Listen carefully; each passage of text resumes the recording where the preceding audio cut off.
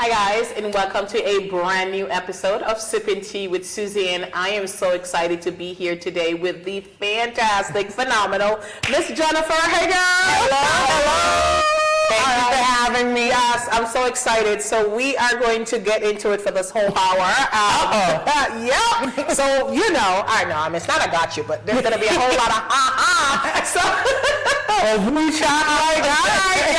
it'll definitely be some black girl magic here. So I'm excited to have you on. I've been wanting to have you on for a while. We're going to talk about that, but I am so excited to be here. Just want to thank everyone who is tuned in every week. We appreciate you. And if you have not tuned in every week, why haven't you? So tune in now. Tune in now. So like, subscribe, share, hit the notification button so you'll be notified every time we go live, because we are going to be not only going live but posting content, and you want to be caught up. And I also want to call out my sponsors. So as you know, I have two phenomenal sponsors. The first one is Life Garden Cafe, who's my space sponsor. They're located at 1048 Main Street. As you can see, this fabulous space. They're your one-stop shop, I think, for ambiance, decor, customer service, and the food is fantastic.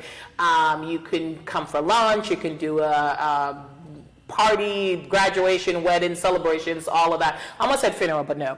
And they can cater it though. And they've recently opened up, and they're doing dinner hours, which is Fridays and Saturdays from 5 to 9. So please contact them and let them know that Suzanne sent you.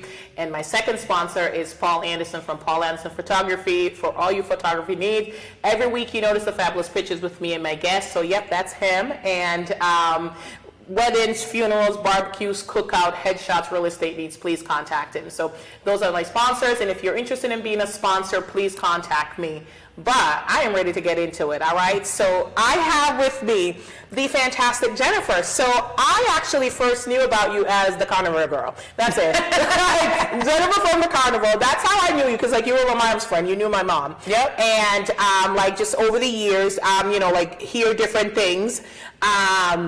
Heard that you were fiery, and we're going to talk about that because Giselle just wrote an article about don't call me fiery or something like that. Yeah. Don't call me saucy. Yes, don't call me spicy. They always call her spicy. Exactly, yes, exactly. Spicy, and like you, if you are a black woman to stand up for yourself, you get the label off the angry, I've had that, or the fiery. So I was like, when I heard that, she was, I'm like, yeah, you're Caribbean, you're fiery. Exactly. So I'm like, yeah, I got to meet her, because we kind of got the same title. So, and then, I think it was last year, because I think, when you're working, you're so caught up and busy and doing everything, you don't really get out. So it wasn't until last year when I got out on my own and stopped working for others, when I started going to things and seeing you at things, and we started connecting. So I'm so glad that we are finally connecting. Yes. And so we have a new title now, Jennifer the author. I do.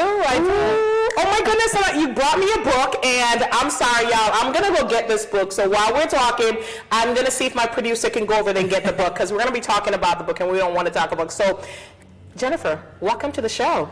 Thank you. I'm glad to finally be here. All right. Yeah, no, I'm excited. You were supposed to come on before. We had to reschedule, but I knew that was going to get you. So I knew I was going to. I knew you were going to come on the show one way or the other. So, Jennifer, tell me, how did we come to be in Worcester, first of all? So I ended up originally in Shrewsbury. Oh. My oldest son's father bought a condo in Shrewsbury, and he wanted to be close to his son. So we moved to his condo in Shrewsbury, and we lived there for a while, and then I got the MCAS report, and it said my son was the one black child in his grade. Wow. Yeah, it was one African American. And I said, okay, we can't do this. And so then, we started looking, and then we just kind of ended up in Worcester after that. I really enjoy, being in Central Mass, and it's central to everything. My children got a great educational opportunity. I started working in the area, so we just decided to kind of build our life here. Wonderful. Well, I love Worcester, so we're going to leave it at that. All right, so let's talk. Who is Jennifer? Because, I feel like everybody gives us labels. Like I said, I heard that you were fiery, and I'm sure everybody has an opinion of who Jennifer is. But tell me, who is Jennifer? I'm I'm just like a black girl trying to make it. Yeah. Right? And when I say make it, like literally just every single day, wake up, live positively, put good things out into the world, and just try to maintain my peace, right? I really just try to be, my grandfather told me when I was very little, you just have to be a good person. You don't have to be a nice person, but you have to be a good person. So I just wake up and I'm like, okay, I'm just trying to be a good person. Yeah. That's it. That's important. And that's really what it comes down to. And I really just try to amplify my experience because, you know, as we were talking about right before we came on camera, like a lot of my experience is shared experience. Yeah. For other black women. So I try to talk about my experiences so that I empower them to talk about their experiences. And hopefully if we continue to talk about it as a collective and continue to work towards making changes as a collective, we can make changes. No, absolutely. And I think it's important because as I was saying, you know, like I shared, so I read your book and we're going to talk about it a little later on, but as I was saying that, like there were so many experiences that you had in the book that I could relate to. And we just started talking about another book that, you know, we're both reading, and it was like, you know, I'm connected to her on LinkedIn, and it's like we shared that experience. Exactly. But we weren't allowed to talk about it, and, you know, there's that fear, and I think that they use that fear sometimes, you know, to like keep us from discussing, like so that we won't find out. So it's one of the things I use in terms of like, I remember when it's like pay transparency. So, you know how you couldn't tell anybody how much money you made. Yep. I was just going to say, like, they tell you, don't tell anybody. Right. So, but that was all a trick. It was a trick because they didn't want you to know. So I had years ago, and it's a lesson that I learned and I took with me to this day. I had an assistant that worked for me. And I remember I had a big fancy title at the time, and she was my assistant. And I remember when I was negotiating my salary, you know, my boss was telling me about, you know, this and budgets and all of that. And I fell for it. I did fall for it, and I took a salary, and, you know, we couldn't discuss it. So then they hired my assistant, who happens to be one of my best friends, you know, to this day. And, you know, we just happened to be talking, and we mentioned salary. And she was making so much more than me. Your assistant was making more than How is that even possible? Than me. How is that even possible? So she was making cash at Dunkin' Donuts. And so she had nothing to lose. So when they kind of gave her the same spiel, she's like, yeah, like I could make 20, you know, I'm making cash. I'm like having $500-$600 cash, like way back then. This was like in 2001, 2000. Like she was making all this money cash in the week, so like had not a care in the world, so didn't really care. So, you know, she was like, I'm not coming for less than this. And they gave it to her. And told her not to tell me. Crazy. So we ended up talking, found out about it. And I went back, and I went to my boss, because I was like, girl, I'm going to tell her. Like, that is insane. Yes. And how insulting. Yes. How disrespectful. I was the training director. Like, I wasn't just training her, I was training her and other store managers. But yet still. How could the person you're training make more money than you? Yeah. Because that automatically means I know more than you. Yeah, my assistant, and I remember going to my boss, and she said to me, next time, ask for more. And it's a lesson I never forgot. Well, she's right. I said, she's right. I said, yeah. She's right. Next time, value yourself. Yeah. And I was just like, wow, because it's like, she sold me on the whole, you know, like whatever. But again, but like you said, it goes back to this whole thing of us as black women being taught to basically just survive. Right? Yeah. Go with the flow. So you didn't feel like you were able to say anything. No, I was happy, and you know what the funny thing is I was happy to get the job because, you know what, truthfully, I didn't have a lot of experience in management, and I was like, oh my goodness. So I had this fancy title. I was like, I did have some imposter syndrome because I don't worry about that, but I did feel grateful for getting that job. Right, so you're like, whatever you like, exactly. And it was just like, I kind of knew it, but you know, like I was like, okay, maybe this is really how this world works. You know, I've never had I don't know. I've never been here. I've never had this position before. You know, I'm running $1 million store. You know, all of this, and then I was like, insane. After that, girl, I was like, But that's why we have to keep talking. That's why we have to keep talking about our experiences. Absolutely. Because people need to know that. No, but absolutely. I got, and I'm going to use air quotes, laid off from a job. I didn't really get laid off. I actually told somebody in an executive position about themselves. So Okay. whatever. So yes. I got laid off. Yeah. And during the conversation where they were laying me off, my boss got off the call and I was left on there with HR. And I said to the HR guy, like, this situation happened and now I'm getting laid off. Like, that seems a little fishy to me, right? Along those lines. And he said to me, Jennifer, I'm not supposed to tell you this, but negotiate your severance. Never in my life, Suzanne, did I ever think that you could negotiate your severance. Yeah. No idea, no clue. The things we don't know. No clue. And that's a situation where he was a white man. He empowered me just by giving me information because I didn't even know that was an option for me. Yeah. I negotiated it and I got what I asked for. Yeah. But I never would have done that. I would have just took whatever they were giving me, like you just talk about with your situation.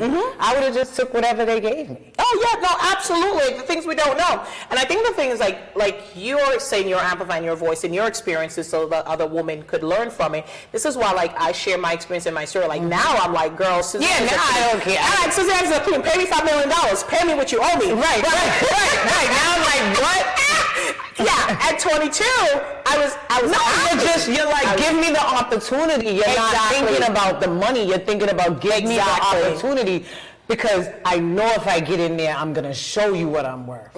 Exactly. But we don't realize that we're, basically that's why we end up with lower salary because we're not opening our mouths and saying, no, I deserve X amount of money. I did my research. I looked. This is what people make. This is my experience. Like, if you're gonna hire me, this is what I want. No, absolutely. We don't feel like we're able to do that. No, not at all. And I think that's one of the things I like now about this like generation. They're talking about. Oh, please, my kids' generation, they don't say it about it. They're gonna say it. They're gonna ask questions. They're not gonna we talk a lot recently about history, right? And true history. Yeah. Oh my. And my daughter, she's 13.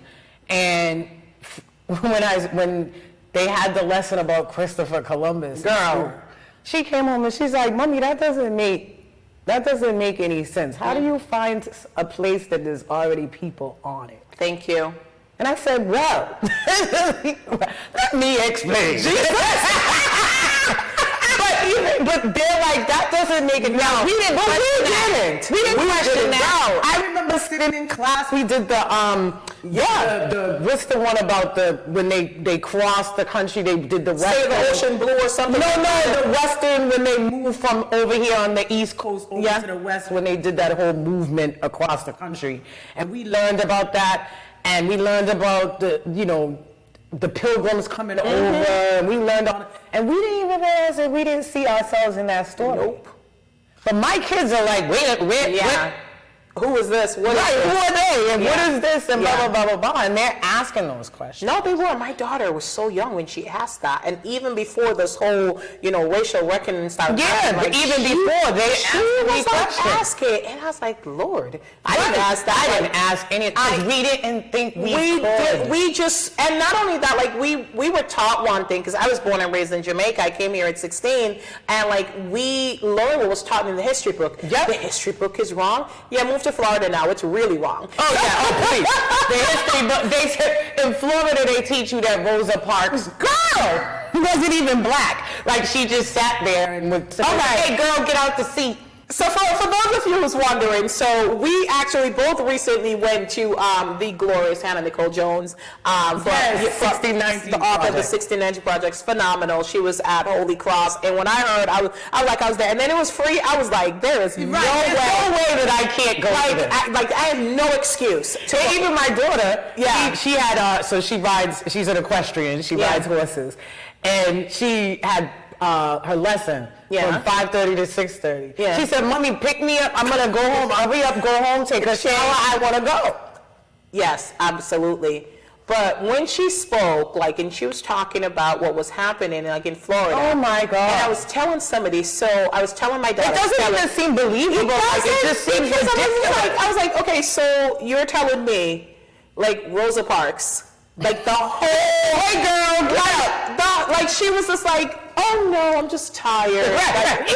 Like, it's not because she was black that she wasn't, like, it's not even logical. It's not even logical. It makes no sense. But that just goes to show you how irrational, like, white supremacy is. It is, and it's irrational. It's toxic. It is a terrorist group. I absolutely do believe that. And you know, and I think, you know, she spoke so much truth to power the other day. Like, I was listening to her. She was fantastic, and she was like, it's not like, because when people listen, she's not saying white people. She's saying white supremacy. Yeah, exactly. Whiteness. Let go of your whiteness. Yes. It's not like. Just like I want somebody to see me as a black woman, like I want you to see me for who I am and my fullness. Like I love you're always with your hair, and I'm with my hair and like my skin, and I love it. See me as that. I don't like when people say I don't see color. Well, you don't see me then, so I must be invisible because I do have color. I'm brown. I wonder how they survive at the traffic lights, though. right. I don't see color, so how do you know when to stop and go? Just be crashing all the time. How do you know when to stop and go? But it's like, no, you need to see people for who they are. No, absolutely. And accept them. Absolutely. For who they are. Absolutely. And, you know, you erase someone's identity. So, you know, I learned a lot because, like I said, when I grew up, like, the things we were taught, I was taught, and actually, you know. And you know, like, we, in Jamaica, just like where I'm from in Grenada, where my husband's from in Trinidad, we get British.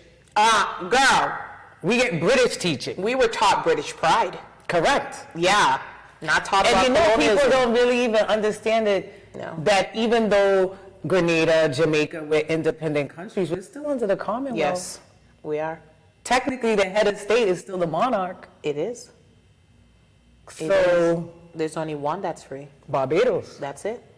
Just one. And they have a dope black president, by the way. Just one. That's just black one female president. There's just one that's free. Yeah. Yeah. So, you know, the things, we're not taught these things. We're not, but we didn't know that. Like you said, they taught us, you should be prideful to your English background, not realizing that the reason that we were there is because they brought us there as slaves to work their sugar plantations brutally. You know? Not realizing the history of where we come from. Like, we didn't come from, like, England and choose to, like, move here and... As you reference Kanye in your book, like, you know, when he said, with George Bush when he said that, but I did. At that time, like, I was checking for Kanye then, but then when he said slavery was a choice. Okay, then I said, okay, I'm sorry. Like, I'm sorry, Kanye. I know. And literally when I was reading that when you wrote, I was like, girl, I feel you, because I was like, boy. I don't agree with him on much. I was like, boy. But that one, he's right. Like when I was like, boy, now you know better. You know Donda's turning over in her grave. Listen. Cut it out. So Donda punished him from below. Thank you. Above, I should say. Right. Punished him. Like, listen, what are you talking about? That's not the child that she raised. I know. Listen, so, oh my God, I knew we were gonna get into this topic because it's kind of like you can't talk. Like, I don't think, like, as Black women we can't connect and talk without talking about our shared experiences. Exactly. And we have to continue to have that conversation. We have to create safe spaces for us to talk about it, because you know what? Nobody understands it. Definitely not like us. Yeah, they can't. Because it's not a lived experience. They can't. It's just like, you know, I was saying to somebody the other day, like, you know, people still want to touch my hair. And, like, if you've never experienced it, like, you know, how in 2023? Yeah. Do people think it's okay to come into your personal space and touch your hair? Like, in 2023? All the time. All the time. I have this conversation often. Girl. We've had all these, and people still think it's okay to come in your personal space and touch your hair. Exactly. Like, I just don't even understand this. Exactly. And the other part of that is, like, I'm not stage show. Like I'm not an exhibit in a zoo. Right. Like they've done that. They've done that. Like they've done that. We have been at displays. Well, Like yeah. Sergeant Bartman, remember her? I was just gonna say, and they displaying her and talking about her shape and all of that. But now everybody wants that booty. Right, everybody wants the booty. But it's funny because I was telling somebody the other day that I have social anxiety. And the person said, oh, I would never think you have social anxiety. I said, I have really bad social anxiety. The reason I have social anxiety is because I'm a black person. And I never know what I'm walking into the room to receive. Yeah. When I walk in the room at work for a meeting, I don't know who's in that room and how they might receive me. When I get dressed in the morning to go in the office, I'm in the mirror like, okay, is this showing too much? Like, are they gonna see too much? Are they gonna judge me because of how I look? You know what I mean? Oh, how am I styling my hair? Are they gonna think my hair looks ghetto or whatever? Like, these are all the things that go through your head. Yeah. And it's because of experiences. Like, this isn't something that I just concocted in my head and I want to walk around with this baggage. This is a result of experiences. This is a result of people doing just what I'm fearful of them doing. Yeah, and the scary thing is it's not just you. Well, It's that's like the we part, all like have, we were talking about yeah. before we were on camera, that's the part that bothers me the most. And that's, frankly, the reason why I wrote the book. Okay. Is because So let's talk the book. I know it's happening. Let's Like, I talk know about it's the book. happening. So the book is called The Exit, Living with Urban Joy by Miss Jennifer Gaskin. So like pull in, like, you know, that's The Exit right there. All right, I like the afro in the book, girl. I like that little. Who's that? That's me. Yes, I love that little afro. I love it. I love it. I love it. So let's talk about the book. You know, what made you decide to write the book? And don't give it all because we want folks to buy the book. You can't. Don't give it all because I already referenced a couple pieces and I'm done referencing it. But what drove you to write the book, and just share a little bit about what the book is about? So during the pandemic, I really went through what I would characterize as like a mental breakdown. Because we're so busy, like before the pandemic, I was always moving. Like there was always something to do. I was always somewhere. I was at work 24 hours a day, basically.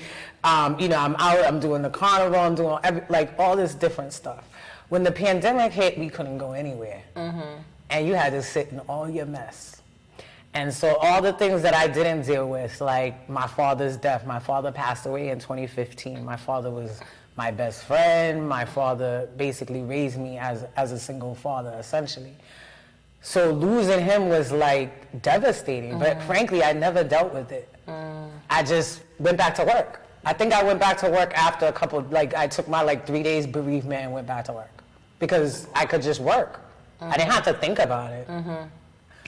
It took me 5 years to buy his headstone. I bought his headstone in February 2020, right before the pandemic, and then it took them a year and a half to place it because of the pandemic, everything shut down. Yeah. And I literally went through this whole thing where I just had to sit in everything. I had to sit in, you know, all the things that happened to me professionally, like we were talking about as a black woman, the things that happened to me. I was a victim of sexual violence. You know, just everything. Everything. I had to sit in it and deal with it, and I wasn't prepared for that at all. And I didn't even really have coping skills to deal with it because I've never, as a Caribbean person, we don't talk about emotions. Crying is weakness. If you're feeling sad, that's weakness. Like, get up, go do something. Like, what are you moping around? Go do something. You know what I mean? That's how we deal with things. So I never really had to sit in my own stuff. And as I was sitting there and sitting in my own stuff, I kind of got trapped in it. And I've written my whole life. I've always been a writer. I used to journal a lot as a kid, you know, going through whatever I was going through as a kid. I used to journal about it. So I started journaling and I started writing. And then I said, oh, maybe somebody else maybe this could help somebody else. Maybe these words could help somebody else. Maybe this could change it for somebody else. Or maybe somebody else has this experience and they could connect to the experience and maybe it'll help them. So I started writing. And honestly, even when I started writing, the trauma was too much. Like I couldn't get through it. And my writing coach said, all right, Jennifer, you're gonna start writing this book for 2 weeks and you're gonna go write in your journal and everything that comes up, all your emotions, you're just gonna write it, free write it. It's not for anybody else, it's for you. It took me a month to get through that process. It took me a month. But after that, I got through that process. Writing this book was easy because I had already put all that baggage out into the world. Like it was already out, it was gone, it was out of me. So now I was free to write and share because I already had got rid of the burden. Yeah. No, that's awesome. So, I read the book, and I will say I cried for that little dark-skinned girl because you knew. The story was uniquely yours, but it was also so familiar because I know many stories like that. The not acceptance from, because even within our own family, colorism exists. Exactly. It messes so much with our psyche. The not being able to share your emotion or show your emotion because, you're considered lazy.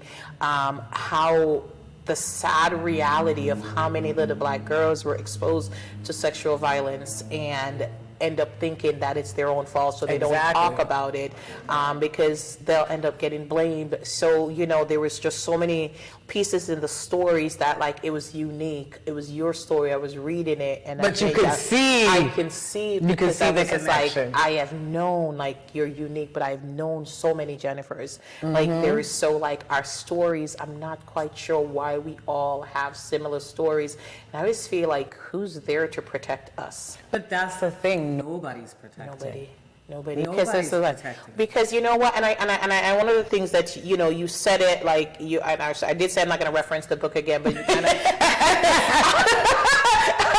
I shouldn't have read the book yet. But you said it, and and I've said it myself too. It's just like, we can't even blame our parents because they were taught. Yeah, they didn't know anything. They don't know any better. I talk about my mom in the book, and I talk about my mom a lot. My mom now actually suffers from Alzheimer's. And I talk about her a lot because I realized that the reason that she wasn't able to be the mother that she would have wanted to be, is because of her experience. Yeah. Right? So she was never healed from her experiences. So she wasn't able to give me.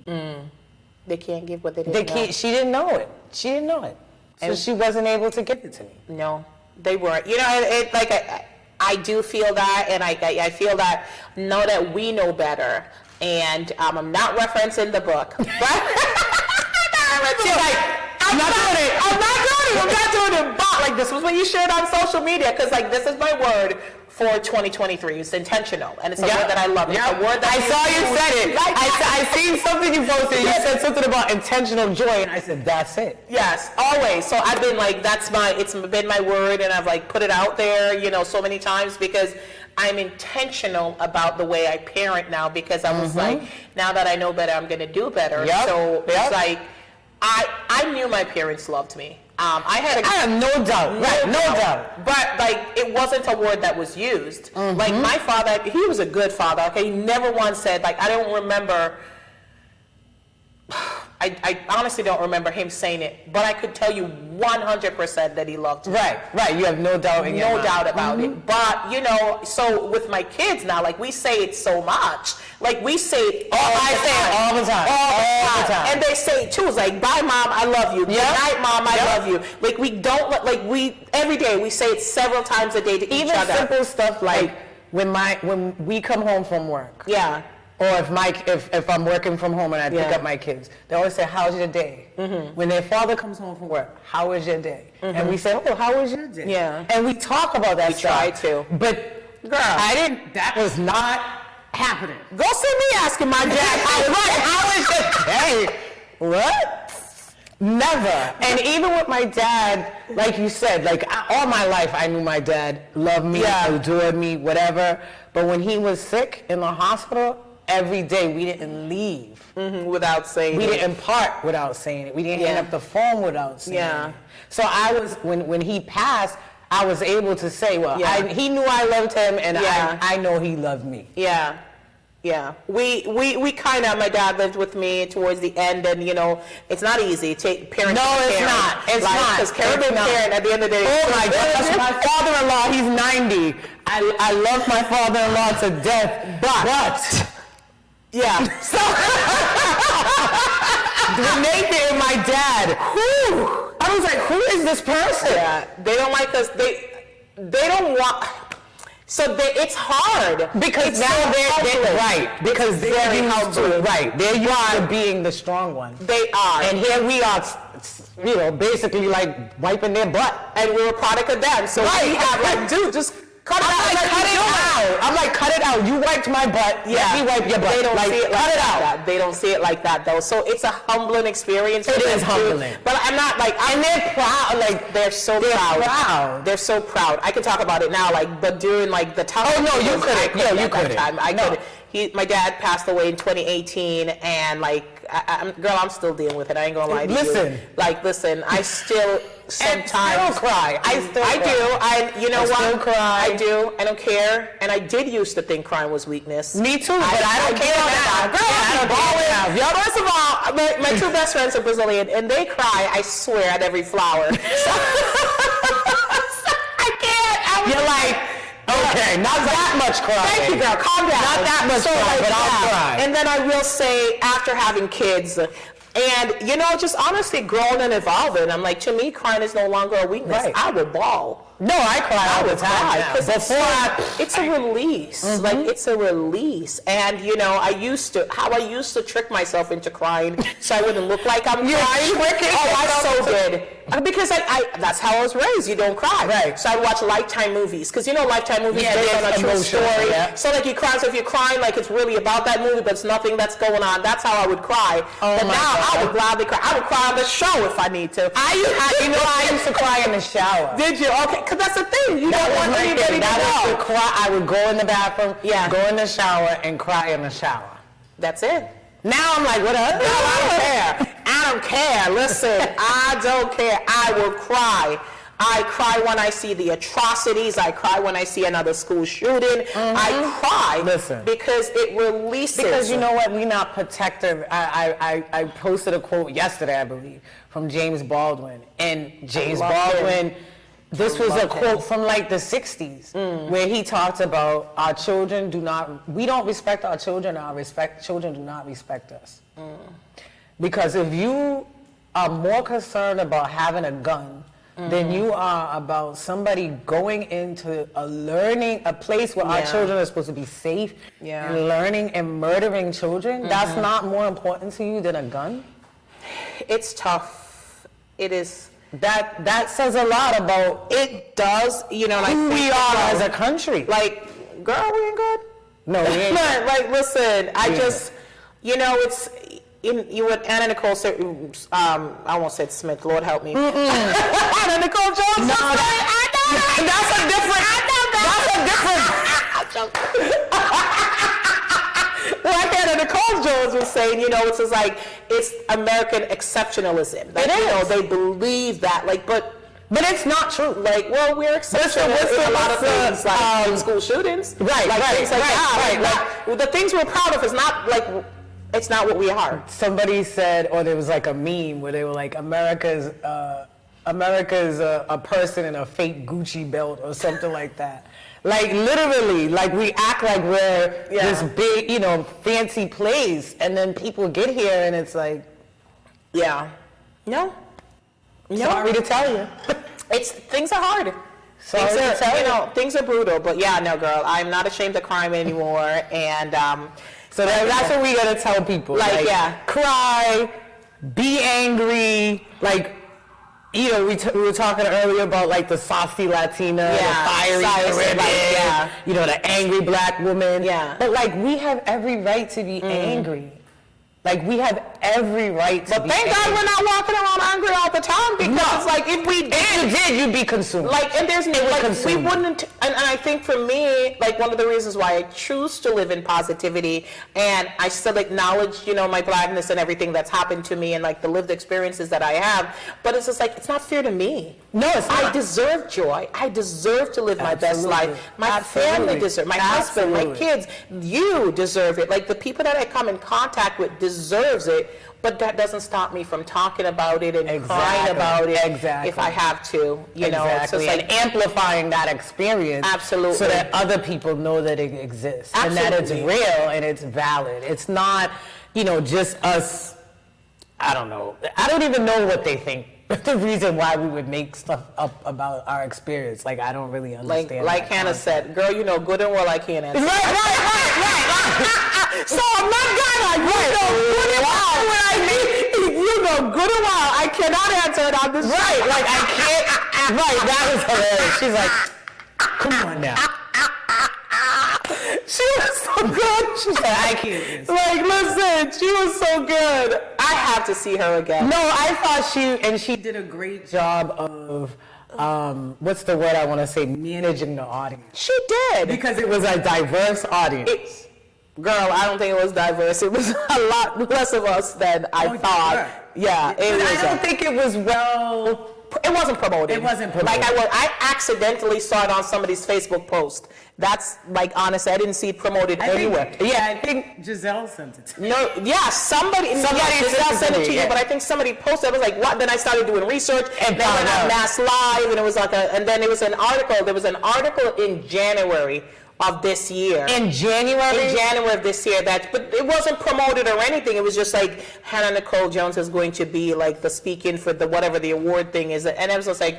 Because when I started searching, like I saw the article for, I'm like, January. And January, right. Nothing after I that? didn't know about it. And like, I love her. I definitely want to see her again. And you know, the thing is, like, I was listening to her, but she did not come off bitter. She spoke facts, truths. But you and I both know that even when we speak facts Girl, and truth, I know. people are going to label us as bitter They are. and angry. No, and you know, I was thinking about it because I was like, you know what, I think it's a matter of perspective, right? Because if you ask different people, but like, we're saying so much of what she said, but I was like, I did not hear a bitter and angry woman. No, at all. She was actually laughing. She was so engaging. Yeah. Like, it was just like you and me sitting down and having a conversation. Exactly. That's what I felt that That's what I too. felt like. So and I feel for me, and I think for you too, I really believe there should be spaces where women that look like us feels included, and we can go and we can talk about our experiences, and then we can, you know, I think because you can share experience, like, hey, I had that experience, this is how I handle it, because And give people tools. Like I said tools to to you, deal with it.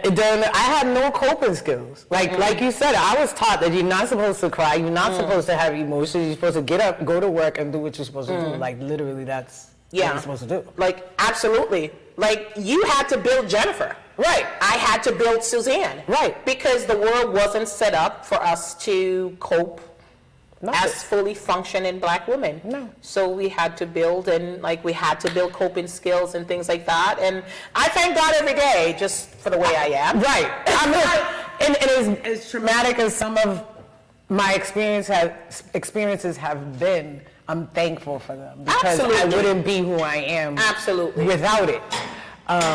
But it's sad that this continues to be, the conditions of women that look like us. I know.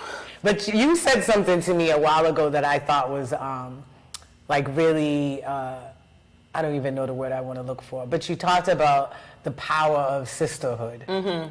And I just like believe what in you it. were just saying I about believe in it. sharing the space and sharing those experiences and having, friends that you can come to that accept you as you are and accept your experiences as reality. Absolutely. Because I feel like a lot of times when, I was going through things in my younger years and I would go to people and I'd say stuff, it's like, oh, Jennifer, maybe you just were. You took that wrong. The wrong or maybe you did something or whatever. Like, it was always to try to explain away as opposed to validating my experience. Yeah. And like you just mentioned, talking about how do you move through those experiences. Yeah. And I feel like when we're in sisterhood, we get those opportunities.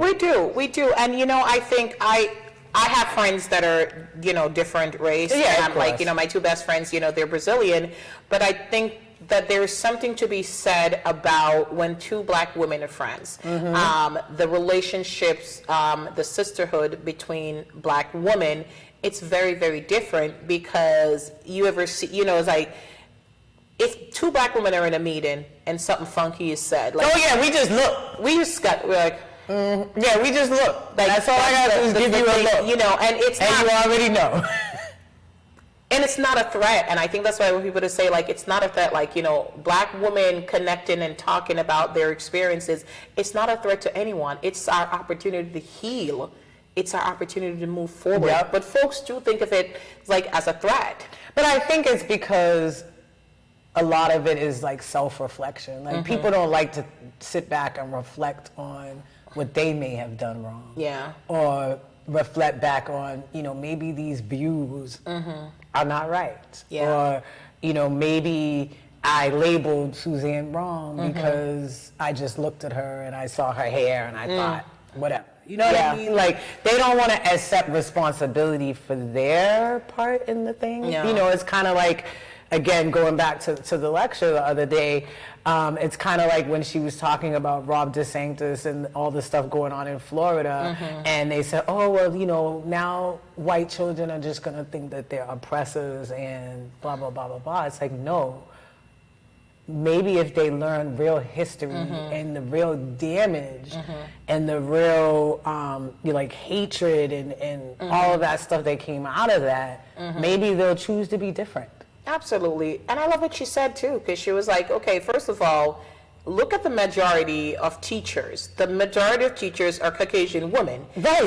So they're not going to teach them that they're an oppressor. Right. So it's like there's no... Like, it's not logical. None of it is logical. Hate rarely is. No, it's not logical. Like, hate rarely is logical. And, but yeah, no, girl, that's why I think it's so important for, women to continue to talk, to connect, to share their experiences, to, lift up another woman. Like I always say to folks, I'm always intentional, like whenever I go to an event and I see a black woman, like they're the speaker or anything, I was like, you did good, girl, like great job. Right, always make sure to support. Because you know what, no matter how high the position they have, like we don't know what they're going through. Yep. And just that little to say, hey, you made a difference.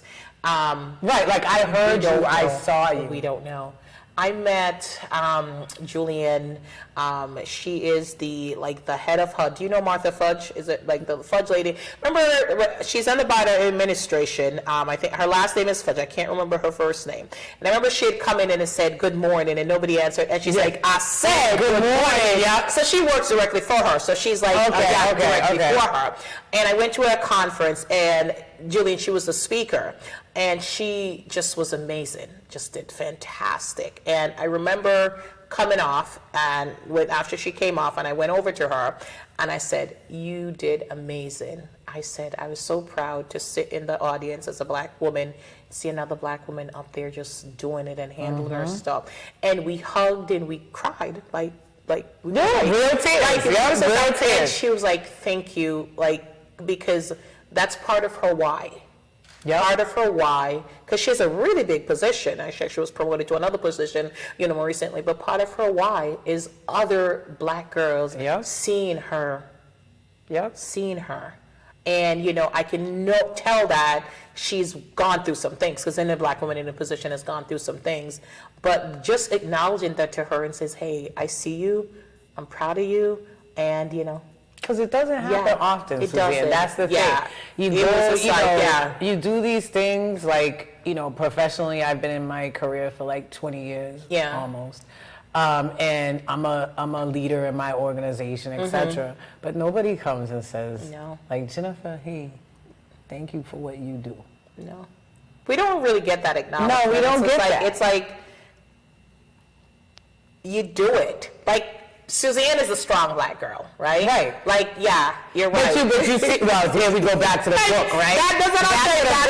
That's it. So they don't when you're in organizations or, you know, position where you are, where we're like, we're the strong black woman, like, Right. we don't get the, you know, you did a great job, I see you. And like, nobody ever it's says the to us, yeah, nobody ever says to expectation. us, oh, that might be like, you know, we don't want to overload Suzanne. I've never got it. I've never got we don't want to overload Jennifer. Like, that's never been a there's thing. nothing I can't handle. That's never been a thing. Like, yeah. Right? But it comes up for other Well, people. it's true. Yeah, well, yes. But for us. But it doesn't for us. I've even had like somebody say, yeah, like Jennifer's the workhorse. Excuse me? What? Okay. Huh? Like, you know what I mean? Like, not even. And they weren't being mean. They just didn't connect. I get it. Like, I get it. The person who said it like didn't mean it in a negative Yeah, way. they just like like- they were actually trying to like give me a compliment or praise me to say. But yeah. I was just like, no. What? No. Yeah. What? No. Like, would you say that about No. whoever else? No. No. No. No. Well, I mean, listen, we've had some shared experiences. Like, my big thing was when I used to speak at different, it was like the word articulate. Like, that was like, You're so articulate. like, after, And you're like, finish the sentence. yeah, but, Articulate what? but like, what did you expect though? But that's my point. That's why I'm like, finish the sentence. No, I'm that's so it. articulate. No, that's it. That was a full What? statement. That was a full statement. And like I would say it to people, and like, you know, and they were like, well, maybe they didn't need anything by it. I was like, No, it's because like you said, it's Yeah. so ingrained, like it's just in there. And like they don't see it as an see insult it. though, but like for me, it was like, do not, like, after I'm so articulate. been. Right, like since I could talk. What's what's the last part of that Yeah. sentence? Yeah. And I also think that's like a Caribbean thing. Like, Yeah. we were taught penmanship. Like, people Yeah. always say, "Oh, your handwriting is so nice." Yeah, because I would have got hit with a ruler. Okay, well, I'm not gonna go there with mine. It's pretty. You can't understand it, but it's pretty. Exactly. See? Like, yeah. So it's like certain no, things, I like, know, and we I know. speak I know. properly. Yes, Right? They don't want you going out talking patois. They want you to talk I know. properly. I know. Be professional. That's like we were taught that. Oh yes. My father wouldn't go anywhere unless he had a haircut and a outfit.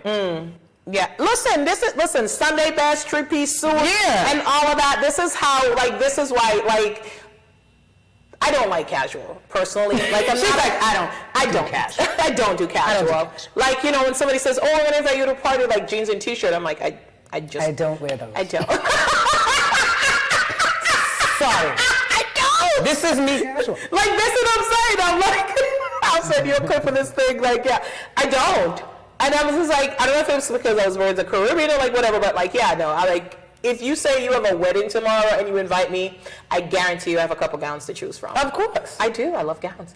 No, it's true because you're right. It must be, and it's funny because after my dad passed away, I went to his house to pick up stuff. Yeah. And my husband went with me, and we were in the closet. And when I tell you, this man had a whole side of his closet full suit, Yeah. shoes, Matching. coat, Handkerchief. like what in the world? Yeah. You know what I mean? Lined up. Yeah. They do. Like, they're snappy dressers, man. I'm not gonna lie. Yes, that's Like, one thing. They back in the day, my dad was like, what did we used to call him? So they call him Just School because it was a Rastafarian. Yeah, man. Schoolboy clean door. Yes. Schoolboy crisp. Schoolboy crisp. Saga boy. Yeah, like, listen. All right, so let's talk about the carnival. So, because, I mean, we're coming up on an anniversary. Yeah, 10th anniversary. 10-year anniversary. So, again, how did you just start, like, because there's so much going on. How did you decide to start the carnival? Really, it was my daughter. Okay. So my daughter's been participating in the Caribbean Carnival since she could walk. Yeah. Her first individual she was 15 months when her designer did her first individual. Wow. And she competed in Boston. But then she would come here and go to school and talk about it, and nobody knew what she was talking about. Yeah. And then my son had a birthday party, and he invited some kids from school, and one of the children came and the mom came, and like, you know, we're playing our music and we're doing, she's like, wait, y'all are Caribbean? I said, yeah. She said, I'm Jamaican. I said, well, welcome.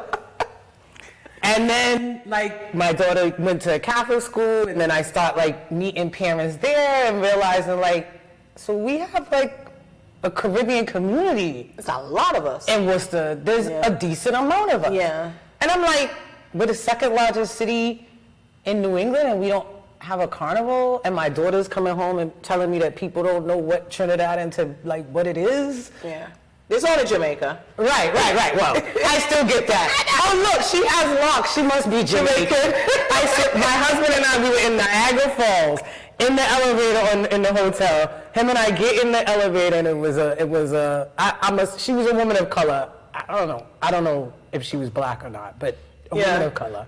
And her husband, he was white. And I get on the elevator, and they're talking like I'm not there, I'm right there. And she's like, oh, look at her hair. She must be Jamaican. And my husband just gave me the look because he knows that, like, literally. Like, listen, I love Jamaicans, but, like, I'm not Jamaican. like the flames are, like, shooting up. And my husband's just watching me, and he's, like, smirking. Because he knows I want to be like, like, just get me off this thing. Just get me off this dang on elevator. Yeah. So, like I said, like, that was part of it. Yeah. Like, there's more to the Caribbean. There's more to the Caribbean than just Jamaica. Mm-hmm. And then I had a conversation with someone where they said, we were talking about something, and I said something about, I don't even know, I said something about being black. Mm-hmm. And she said, oh, I thought Caribbean people don't think they're black. And I said, excuse me? It's like, how is that even possible? When I'm driving down the street, there's no police officer that's like, I wonder if she's Caribbean or just black. No, they're like, that's a black chick driving the car. What do we consider ourselves? I don't know. And I'm like, maybe you're confused because, like, when people say African American, I usually say, no, I'm not African American. I'm Caribbean American. I'm black. Yeah. I'm just black. I'm just black. Like, yeah. Maybe that was the confusion? Okay. I don't know. But I'm definitely black. Okay. So I just felt like there was some education that needed to happen in the community. Mm-hmm. And I thought, what better way than to make it a celebration? Because everybody loves to celebrate, right? Everybody loves music and color and food and whatever. And if that's our opening to present education, then let's use that. Like our mission statement talks about the carnival being a vehicle to elevating the experiences of Caribbean and Black Americans. So it's really like the carnival it's an education, and a lot of people don't understand that carnival comes from rebellion. Carnival comes from the enslaved Africans rebelling against the strict rules of their enslavers, right? Like religion, no alcohol, black women are too sexual, blah, blah, blah. So in Carnival, we're all of that. Yes. And we're gonna beat all of that to the extreme because you told us we cannot. So guess what? In your face, we're gonna do it in your face. And it's good. Right, we're gonna do it right here in your face. We're gonna dance in our clothes with everything out. We're gonna play our loud music with the drum banging, and we're gonna eat our food, and we're gonna drink, and we're gonna do whatever the heck we want to do. We're gonna have a good time, but we do it all in from a good place, and a good spirit. And if you listen to the music or you understand the culture of Carnival, it's all about positivity. It's all about joy. It's all about releasing all of the. There was a Grenadian documentary where he talks about releasing all of the enshacklement. And that's what Carnival is about. Like, you're not going to tell me what I can and can't do. I'm going to do it all. Yeah, soca, dancing, that's freedom. Like, exactly. That's release. It's freedom is release. Be happy, just like, your body, every part of your body move. Some people are not happy. This is true. Some people are not happy because when they see, I talk about it in the book, when they see us celebrating, when they see us having joy and sharing happiness with one another, for whatever reason that's threatening. Because maybe we're talking about all of the things. Maybe we're sharing experiences, and maybe we're colluding to create the rebellion, right? Because that's what the slaves did on the plantation. If they didn't want them to have church ceremony, they didn't want them to have religion, they didn't want them to have connection, because they felt like if they go to this church meeting, they're over there plotting. No, right? So they just think, we just want to come out and have a good time. And people will say, oh, well, how can they say it's family friendly? It's family friendly. My children are out there. They know the culture. Absolutely. They know the culture. My daughter's been the Grand Marshal 7 out of 8 years. She's been the Grand Marshal and led the parade, led the parade up the street. She knows my daughter's not out there in a bra and panty, and she knows not what she can and can't do. She knows herself, and she knows her culture. Yeah. And that's what's important. No, absolutely. So I know that, so it's celebrating the 10 years. I know that you've had some fights, but what keeps you motivated, though, to just keep putting it on despite the obstacles? Because you get a lot of fights. Yeah, we do. We do, and it's frankly, it's expensive, and it's a lot. But I do it for my culture, and I do it for my people.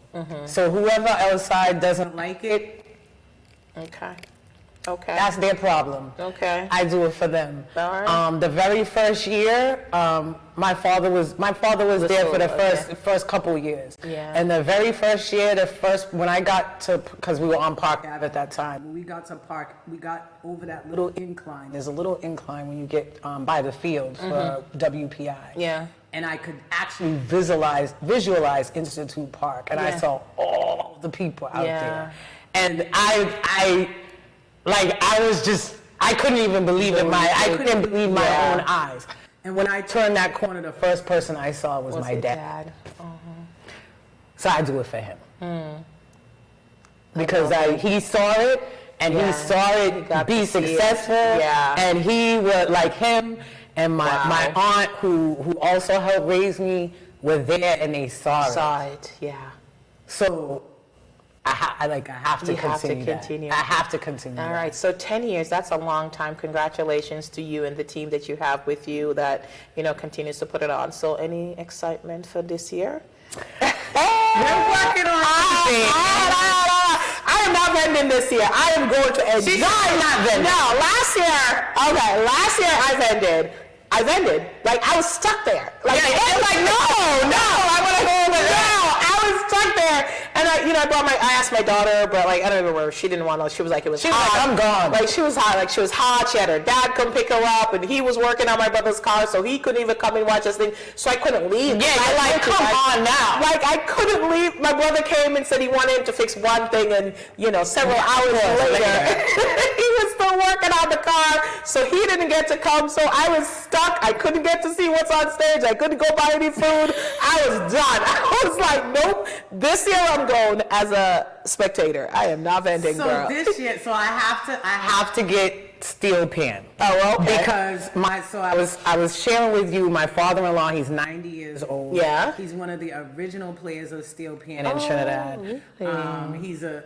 living legend. Wow. He's traveled all over the world. Really? Played it on American Bandstand, the whole thing. So my husband said, we have to get it. Yes. We have to have. That is the only instrument that was created in the 20th century. And created on Caribbean soil. Okay. Right? So we have to amplify that. So somehow, some way, we will get. We will get y'all. We'll get Steve. We will get Steve. I'll be there. I'll be there. I'll be so there. definitely that. I'm hoping that my mocha jumbies, if you don't know what those are, the stilt walkers, will come back. We had them the first couple of years. Yeah. Then during the pandemic, things got a little weird. So I'm hoping that they will bless me and come back from this Brooklyn. year. And come this year, because frankly, for me, that's my favorite thing about it. I love watching the stilt walker and them dance. I love it. Love it. Definitely a lot of the bands with the larger masquerade pieces will be coming back out this year. Can't wait. Again, people emerging from the pandemic, so we'll definitely have them out there this year. And I've kind of given my entertainment team some of my choices for who I'd like to perform on don't stage. share it, girl. Don't share. I can't wait. Don't share. I can't. We'll see. We'll see. Well, no, kudos and congratulations. That's awesome. I look forward to the carnival every year. I think I've gone every year. I remember my pastor. He's like, excuse me, why weren't you in church? No, I had to go. I was a minister in the church. Like Bishop Weeks would call you out. He's like, let me hurry up and preach this sermon because I know some of y'all are waiting to go to carnival. He said, I know I have to finish today because I know y'all are waiting. Because like 1 year I wore a long green dress with like the yellow, so he knew. He was like, oh, you're ready. He was already dressed. I wasn't planning to go home to change. So he was like, I hope the Holy Ghost don't lead me to preach all after. So he was respectful. He was like, but he actually had to come over to it. But I think a lot of people who don't understand the culture, like they just see it and they think it's whatever they want to label whatever. Yeah. But they don't take the time to really learn about what it actually is. And that's the important. Even our own people. Yeah. No, they misunderstand sometimes. But you know what? My job is not to explain myself to people. It's something that I said a lot. I'm done explaining. And I'm done fixing. My intentions are good. Yep. My intentions are good and, deal with that. And, one of the things that, I just spoke with another guest about that, it's like, not everybody's our job. No, they're not. Not everybody's our job. But I had to get to the place that I realized. You realize that, yeah. Because I always felt like, I got to fix this. I have to talk to this person. I got to get them to understand. But at the end of the day, like, no. If you don't understand and you're not in the same places, then that means I don't have to deal with I don't have to, I can choose not to. And that doesn't mean that I dislike you or that doesn't mean that there's any hatred between us. I'm just choosing not to engage. Not everybody's your assignment. Right. And that's okay. And that's fine. That's okay. Like there's some people who can just be strangers on a train. Exactly. High and by. And there's also people that you have to love from afar. That was another thing that I had to learn. Especially again in Caribbean culture, family is a big thing, and your connection to family is a really big thing. But I also had to realize not everybody's good for you. There's a lot of toxic family members. Right. And just because somebody's related to you and you guys share DNA, that doesn't mean you have to be in an active relationship with them. You can love somebody from afar. But we had to learn it. I had to learn it. We had to learn it, and what a beautiful thing it is. Because oh my God, it's so freeing. Learning, so freeing. Healing. It's so it's freedom. Yep. It's freedom. The utter joy of being completely who you are, of letting go of everybody else's expectations of who you should be, and just living who you are, and just mistakes, living, flaws and all. Just Well, I was just telling my daughter the other day, you learn more from mistakes than you do from success. Absolutely. If you do it well and it goes well, you don't learn anything from that because you're like, everything went well, whatever. That's it. And you move on. You don't think about what lesson could I learn or blah, blah, blah, how could I do it better. You just say, it went well. Yeah, and that's it. Yeah, you do. You do learn more. You learn more from failure than you learn do more success. from failure. There's a venture capital in California that will not invest in any business owner that hasn't failed. Wow.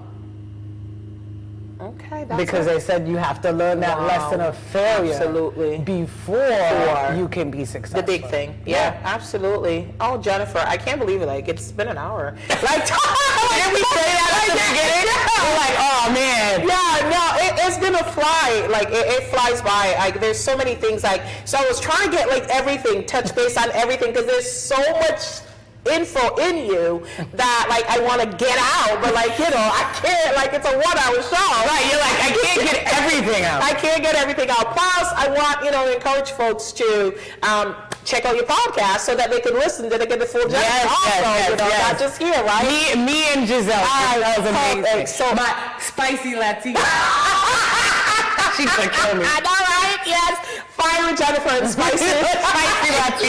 Spicy Suzanne. Oh my God. Yeah, so I had such a great time talking to you, and I love that. Like, we're just able to talk about every, and we didn't even start talking about parenting, girl. Like, we didn't even have that. We didn't even have that conversation. But it's just like, it's funny, like you said, it's like, being a black woman, the experience is like, our experiences are so unique and so similar, because it's kind of like, girl, like Della always said, woo, child.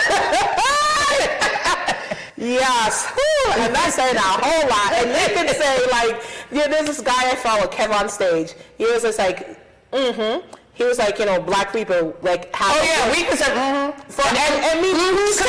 could mean a lot of things. But we all know what they mean, though. Because it's like, you see somebody, like, walking down the street and they're being disrespectful. Yeah. And then you eat some food and it's good. Listen, it's a whole vibe. You guys Jamaicans say one too. What's y'all's? Y'all have, like, Trinidadians is in. They always say Y'all have no, that's not it. No. Wow. Y'all be y'all got that Yeah. And that could be a nice, like, that could be like right? Or it could be nice. It works. Or this could be, girl, you're wearing that dress, or who you talk to. Yep. Yep. I love it, but oh my goodness, there's so much that I learned. So I know that you are from Grenada, not Jamaica. I'm joking. I represent the 473. Yes, she's Island. Yes. Through Dorchester. Yeah, that's right. Through Dorchester, Allen, Worcester. Yes. So Carnival, excited 10-year celebration. August 27th. Yes. And you have Don't Touch My Podcast with Giselle Flores, and let's tell the folks where they can find that. Don'tTouchMyPodcast.com, and we're at Don't Touch My Podcast, like, on every platform. All right, so that's one way you can find her. And then you can find me anywhere. I'm Jennifer the Author. Yes, she's Jennifer the Author on Instagram. So she has the book, The Exit. It's actually, you're having your launch party on 6/25. Yep, June 25th at the White Room here in Worcester from 6 to 9. Yes, absolutely. It is free, so please reserve. And I like that. That outfit that that you posted. I want to see that outfit. The one that you said, how you gonna pull up that drop in? That's how you say you gotta pull up in that. If you don't pull up in that, I'm leaving. That's the outfit. Like, that's the outfit. That's the outfit you promised. That's the outfit I want to say. So we have the book, the carnival. Anything else? What else is happening with in your world that you want to share? Oh man, no, that's it. I mean, definitely come get the book. Come check me out June 25th. Come check us out August 27th. Listen to Don't Touch My Podcast every week. We're always talking something, and we talk a lot of trash. They do. Like, she was really telling about my show. It's okay, girl. It's okay. Well, I actually truly enjoyed having you on the show. Glad to be here. I'm looking forward to, because I know that you and I will do some things. Of course. We'll talk. And you didn't even say you're hosting. Oh, yeah. She's hosting the book launch. Because I highlight my guests. But yes, I am the MC for the book launch. Yes. So you got to come see Suzanne and come see Jennifer. Positively Suzanne and Miss Jennifer the Author. We are going to be there on 6/25. And it's going to be an amazing time. The book is, when is the book out? So the book comes out on all platforms June 1st. So June 1st. Okay, so can they pre-order? They can pre-order. I believe the link is posted on my Instagram. Okay, so you can follow her as Jennifer the Author on Instagram. Is that on Facebook too? Yep, it's on Facebook. Okay, Jennifer the Author on Facebook. Please, and then you can pre-order the book. It's a good read, y'all. It's a good read. I already read it, and now I have my own copy. Even my husband said it kept him turning the page. Yes, yeah. I was just like, because I put I won't share it. You and your spoilers. I know, right? Lord, I tell love you. And I hate cliffhangers in my show, so I'm always like, read the book, you all. You won't be disappointed, I promise you. Catch her on Don't Touch My Podcast. Her and Giselle, like, they really talk about, I mean, they have a lot of fun, but, you know, so many relevant topics and just so many things that are culturally important. So many things that, you know, what you might think that it's an experience that you're living by yourself and nobody knows, but I promise you, you know, we're living it. We've been there. We've been there. And, you know, one of the important things that, you know, Jennifer talked about is amplifying her voice so that others, you know, can see that they're having the same experience and that, you know, they know that it's a safe space. So, you know, reach out to her, reach out to me. You know, just even if you just want somebody to say, girl, I'll see you. I'm here for you. I'm cheering for you. Yeah. So, yeah, that's it. Thank you. You're welcome. Well, thank you so much for coming on. I really do appreciate it. I look forward to, I'm sure I'll see you before then, but I'm sure you will. But I mean, I'm not trying to rush the month, but June is like, it's here, but it's not. It's going to come so quickly. So I'm looking forward to the book launch and all of that. So I'm just looking forward to seeing continued success from you and just celebrating Likewise. and enjoying. Yeah. Likewise. Thank you, darling. Yes, yes. All right, guys. So check her out. Don't Touch My Podcast. And we'll see you soon. Bye-bye.